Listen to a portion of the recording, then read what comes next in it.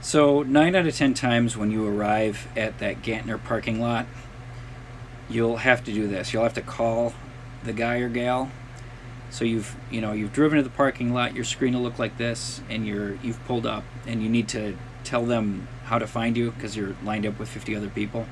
And so it's that arrow in the upper right.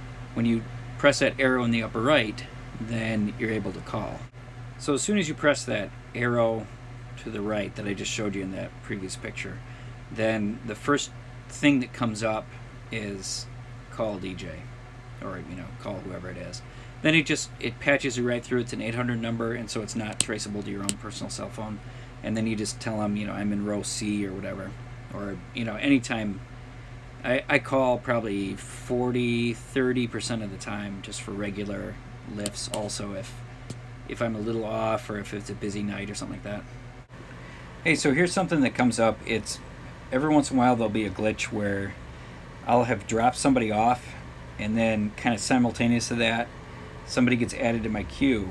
And if I'm close by, if I'm within a block or two, usually about a minute away, it'll just say, hey, arrive for this person, as if I'm right there, when in fact I need to drive a minute or two to pick them up. It just, for some reason, it does it. And here's the solution. So you look in that, when that happens, you have no idea where they are, but it says, yeah, arrive for this person. And you just look at that. You can see that little arrow animation there. So it's that navigation arrow. That's where it says 1 minute, and that's that real sharp, pointy arrow. Looks like a compass needle. You tap that, and then it just automatically navigates you to that person. So here's what you do if something just isn't right. It's only happened like once or twice, but it's actually happened at Miller Park both times. But for some reason, like I picked the person up, and it thought I hadn't picked him up yet. It navigated. It's a long story, but if something is really wrong, if you're trying to get going on the ride, and it's just kind of not letting you, and like something isn't right, you just want to exit out.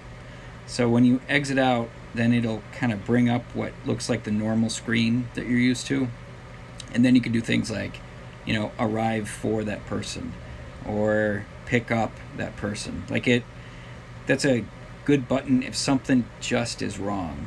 And especially with the pickup, it's like I said, I've done 100 plus, and it's only happened maybe twice, where just for some reason the pickup doesn't go through, or something goofy happens.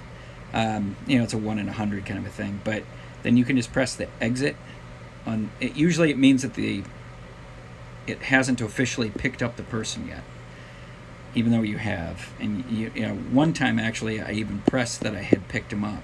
There must have been a connectivity thing, and it was acting like I never picked him up. So then you press that exit, and then you're going to be able to find your way back with kind of normal looking screens after that.